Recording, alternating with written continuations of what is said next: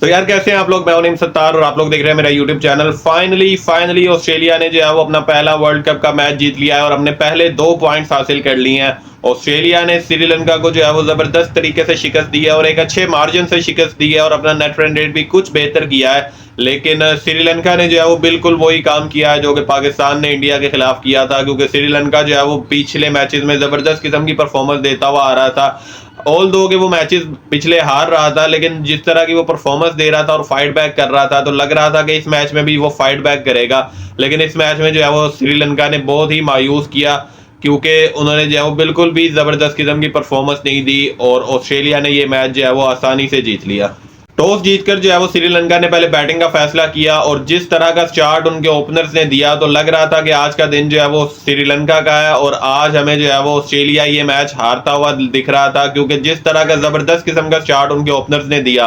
और कमाल की जो है वो ओपनिंग पार्टनरशिप लगाई। 100+ रन की जो है वो उन्होंने पार्टनरशिप लगाई और उनके ओपनर जो है वो निशानका और परेरा दोनों ने जो है वो 50 स्कोर की। निशानका ने जो है वो 61 और परेरा ने जो है वो 78 रन स्कोर किए और दोनों ने जो है वो जबरदस्त किस्म की परफॉर्मेंस दी। लेकिन जैसे ही इनके जो है वो ओपनर्स आउट हुए, जैसे ही इनकी जो है वो पहली विकेट गिरी तो स्टार्ट में तो लग रहा था कि ये कोई 400 रन करेंगे, क्योंकि जिस तरह की फॉर्म में इनके मेंडिस जो कि वन डाउन आते हैं, जिस तरह की फॉर्म में वो थे तो लग रहा था कि भाई स्टार्ट अच्छा मिल गया है तो अब तो जो है वो ये 400 350 रन आराम से करेंगे। लेकिन वही हुआ जो कि पाकिस्तान ने इंडिया के खिलाफ किया कि अच्छा स्टार्ट मिलने के बाद जो है वो तमाम विकेट जो है वो एक के बाद एक गिरती रही और इस श्रीलंका के साथ भी यही हुआ कि जैसे ही पहली विकेट गिरी तो उसके बाद जो है वो तमाम टीम एक के बाद एक होकर आउट होती गई। तो इनके ओपनर्स के अलावा जो है वो कोई भी बैट्समैन कोई खातिर खा परफॉर्मेंस देने में कामयाब नहीं हुआ और तमाम टीम सिर्फ 209 रन के ऊपर जो है वो ऑल आउट हो गई। हालांकि 100+ की पार्टनरशिप ओपनिंग पार्टनरशिप लगी थी और 209 के ऊपर जो है वो ऑल टीम आउट हो गई और ऑस्ट्रेलिया ने जो है वो जबरदस्त किस्म का कमबैक किया। 210 रन का जो है वो टारगेट चेज करना था ऑस्ट्रेलिया को और ऑस्ट्रेलिया ने जो है वो ये आसानी से तो नहीं कहेंगे क्योंकि 5 खिलाड़ी उनके आउट हो गए थे। अगर कुछ स्कोर 70-80 रन और होते तो ऑस्ट्रेलिया को जो है वो मुश्किल हो सकती थी, लेकिन स्कोर बहुत कम था जिसकी वजह से जो है वो ऑस्ट्रेलिया ये मैच 15 ओवर पहले ही जीत गया। लेकिन उनके जो है वो तकरीबन तमाम बैट्समैनों ने जो है वो कंट्रीब्यूशन की। मिचेल मार्श जो कि जिनका स्कोर नहीं आ रहा था पिछले 2 मैचेस में, उन्होंने जो है वो 50 स्कोर की। लेबुशेन ने जो है वो 40 रन स्कोर किए। इंग्लिश ने नीचे आकर जो है वो 58 और मैक्सवेल ने एंड पर जो आके तेज रफ्तार 30 रन स्कोर किए और यूं उनकी टीम जो है वो ये मैच 15 ओवर पहले 5 विकेट से जीत गई और उन्होंने जो है वो अपना नेट रन रेट भी कुछ बेहतर कर लिया है। पहले वो 10वें नंबर पर थे, अब जो है वो 8वें नंबर पर आ गए हैं और यूं उन्होंने जो है वो अपना पहला मैच जो है वो जीता है और अपने पहले 2 पॉइंट्स हासिल किए हैं टेबल पर। तो अब ऑस्ट्रेलिया का अगला मैच जो है वो पाकिस्तान के साथ है और पाकिस्तान और ऑस्ट्रेलिया का मैच जो है वो फ्राइडे वाले दिन है और पाकिस्तान अपना मैच हार कर आ रहा है जबकि ऑस्ट्रेलिया जो है वो ये मैच जीत कर आ रहा है। तो देखना पड़ेगा कि ये मैच जो है वो किस तरह का होता है। होप तो पाकिस्तान ने जो है वो पिछली डिफीट को भूलकर जो है वो आगे अपनी प्रैक्टिस स्टार्ट की होगी। लेकिन पाकिस्तान टीम के बारे में जो है वो थोड़ी देर में बात करते हैं। अब बात करते हैं कल होने वाले मैच की। तो कल जो है वो एक आसान मैच है और साउथ अफ्रीका और नेदरलैंड के दरमियान जो मैच है, साउथ अफ्रीका जो है वो जबरदस्त किस्म की फॉर्म में अपने दोनों मैचेस जो है वो अच्छे मार्जिन से जीत कर आ रहा है और सबसे ज्यादा रन रेट जो है वो साउथ अफ्रीका का है 2.3 और उन्होंने जो है वो जबरदस्त किस्म की परफॉर्मेंस दी है। और कल भी है कि लग रहा है कि एक आसान मैच होगा साउथ अफ्रीका के लिए और साउथ अफ्रीका जो है वो ये मैच आसानी से जीत जाएगा, क्योंकि नेदरलैंड जो है वो बज़ाहिर एक छोटी टीम है और साउथ अफ्रीका जो है वो जबरदस्त किस्म की फॉर्म में है।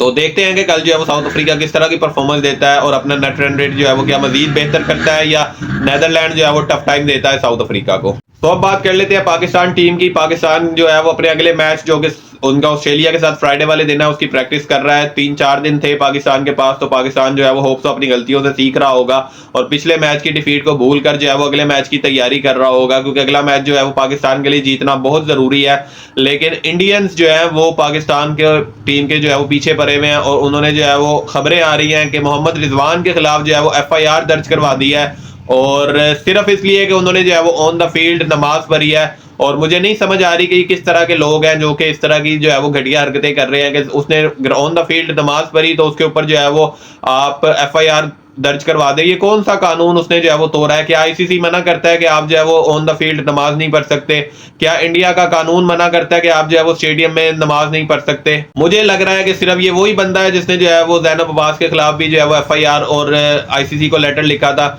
और वही बंदा जो है वो चीप पब्लिसिटी के लिए जो है वो सिर्फ ये सारा कुछ कर रहा है कि उसको जो है वो लाइमलाइट मिलेगी और वो जो है वो खबरों में आ जाएगा, उसके इंटरव्यूज चलेंगे, सिर्फ इसलिए। क्योंकि मेरा नहीं ख्याल कि इंडिया का कानून जो है वो मना करता होगा कि आप ऑन द फील्ड नमाज नहीं पढ़ सकते, क्योंकि इंडिया में जो है वो पाकिस्तान से ज्यादा मुसलमान रहते हैं और अपने आप को इंडिया जो है वो सो कॉल लिबरल कहता है कि हम जो है वो सबको हर तरह की आज़ादी है, हम जो है वो सबसे बड़ी डेमोक्रेसी है वर्ल्ड की। और उनकी हरकतें ये हैं कि इस तरह की जो है वो उनके वर्ल्ड कप खेलने के लिए जो है वो एक प्लेयर वहां गया हुआ है और उसके ऊपर जो है वो इन्होंने एफआईआर कर दी। सबसे पहले जो है वो इन्होंने ज़ैनब अब्बास के खिलाफ भी यही किया, और अब जो है वो इन्होंने मोहम्मद रिजवान जो कि फॉर्म में है पाकिस्तान की तरफ से जो है वो अच्छी परफॉर्मेंस दे रहे हैं, और उसके लिए उसके ऊपर जो है वो प्रेशर डालने के लिए, और ताकि उसकी जो है वो परफॉर्मेंस खराब हो और इस तरह की जो है वो हरकतें की जा रही है। तो इसके ऊपर जो है वो आईसीसी को नोटिस लेना होगा, लेकिन आईसीसी ने इसके ऊपर तो नोटिस नहीं लिया। लेकिन मिकी ऑर्थर जो कि पाकिस्तान टीम के डायरेक्टर हैं, उन्होंने एक जो है वो स्टेटमेंट दी थी, उसके ऊपर जो है वो आईसीसी ने एक्शन ले लिया है और आईसीसी कह रहा है कि हम जो है वो स्टेटमेंट को रिव्यू कर रहे हैं,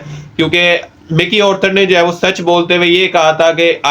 ये नहीं लग रहा कि ये जो है वो एक वर्ल्ड कप और ग्लोबल इवेंट हो रहा है, बल्कि लग रहा है कि इंडिया जो है वो अपना कोई टूर्नामेंट करवा रहा है और इसके पीछे जो है वो आईसीसी नहीं बल्कि ये जो है वो इंडिया का टूर्नामेंट लग रहा है, क्योंकि जिस तरह की जो है वो हरकतें हो रही हैं। और तो ये बिल्कुल ऐसा नहीं लग रहा कि ये आईसीसी इवेंट करवा रहा है, बल्कि लग रहा है कि ये जो है वो इंडिया का कोई लोकल टूर्नामेंट हो रहा है। तो इसके ऊपर जो है वो आईसीसी ने एक्शन लिया, उन्होंने कहा कि हम इनकी जो है वो स्टेटमेंट रिव्यू करेंगे, और अब जो है वो ये आईसीसी मिकी ऑर्थर के पीछे पड़ गया है। लेकिन मोहम्मद रिजवान और बाबर आजम के खिलाफ जो कुछ ग्राउंड में हुआ है, उसके ऊपर जो है वो आईसीसी ने अभी तक कोई भी एक्शन नहीं लिया, और जो पाकिस्तान क्रिकेट टीम के साथ इन्होंने जो है वो क्राउड ने किया है मैच के दौरान, उसके ऊपर जो है वो ना बीसीसीआई से एक्शन लिया गया और ना ही जो है वो आईसीसी ने किसी किस्म का जो है वो इंटरफेयर किया है। लेकिन मिकी ऑर्थर ने जो सच बोला है उसके ऊपर जो है वो उनको नोटिस जारी किया है और कहा गया है कि हम जो है वो उनसे जवाब तलब करेंगे। तो शुएब मलिक ने जो है वो एक स्टेटमेंट दिया। शुएब मलिक ने कहा है कि बाबर आजम को कैप्टनसी से स्टेप डाउन कर देना चाहिए और शाहीन अफरीदी को मौका देना चाहिए कि शाहीन अफरीदी पाकिस्तान की कैप्टनसी करें, क्योंकि बाबर आजम जो है वो बिल्कुल भी परफॉर्मेंस नहीं दे रहे, ना जो है वो पाकिस्तान मैचेस जीत रहा है और ना ही जो है वो बाबर आजम अच्छी परफॉर्मेंस दे रहा है। तो मेरा सवाल ये है कि शाहीन अफरीदी कौन सी जो है वो अच्छी परफॉर्मेंस दे रहा है, क्योंकि बाबर आजम जो है वो 1-2 मैचेस में ही उसने परफॉर्म नहीं किया, नहीं तो पीछे जो है वो जब से कैप्टन बना है तो उसकी तकरीबन 60 प्लस जो है वो एवरेज है। अगर हम उसके रिकॉर्ड देखें तो जब से कैप्टन बना है तो उसकी परफॉर्मेंस जो है वो मजीद बेहतर हुई है। और शाहीन अफरीदी, मेरा नहीं ख्याल कि शाहीन अफरीदी किस तरह की जो है वो परफॉर्मेंस दे रहा है कि शुएब मलिक ने जो ये बात की है। हाँ, आप जो है वो उसकी कैप्टनसी के ऊपर सवाल कर सकते हैं, उस पर जो है वो हमने भी कई बार सवाल किया है कि कई क्रूशल मौकों पर जो है वो गलत डिसीजन ले लेता है बाबर आजम, लेकिन फॉर्म की बात जो शुएब मलिक ने की है तो वो बिल्कुल गलत है, क्योंकि फॉर्म जो है वो शाहीन अफरीदी की भी नहीं है। अगर आप बाबर आजम को कहते हैं कि बाबर आजम जो है वो इन फॉर्म नहीं है, तो शाहीन अफरीदी की भी जब से शादी हुई है तो वो भी जो है वो बिल्कुल भी फॉर्म में नहीं है। और इस मौके के ऊपर क्योंकि बाबर आजम जो है वो अब वर्ल्ड कप के दौरान तो कैप्टनसी चेंज नहीं हो सकती, तो इस तरह की जो है वो स्टेटमेंट नहीं देनी चाहिए थी। शुएब मलिक जो है वो एक सीनियर प्लेयर है, तो अब जबकि कैप्टनसी चेंज हो नहीं सकती, क्योंकि अभी जो है वो वर्ल्ड कप के दौरान तो कैप्टनसी चेंज नहीं होगी क्योंकि टीम का मोराल ही बिल्कुल गिर जाएगा। तो अभी जो है वो इस तरह की बात करनी ही नहीं चाहिए थी, ये स्टेटमेंट शुएब मलिक को नहीं देना चाहिए था। हाँ, वर्ल्ड कप से पहले देते या वर्ल्ड कप खेल के जब टीम आ जाए तो उसके बाद जो है वो इस तरह की स्टेटमेंट देनी चाहिए। तो आज की वीडियो के लिए इतना ही। वीडियो को लाइक कर दीजिएगा और चैनल को सब्सक्राइब करके बेल आइकन जरूर दबा दीजिएगा ताकि आपको जो है वो नोटिफिकेशन मिलते रहे।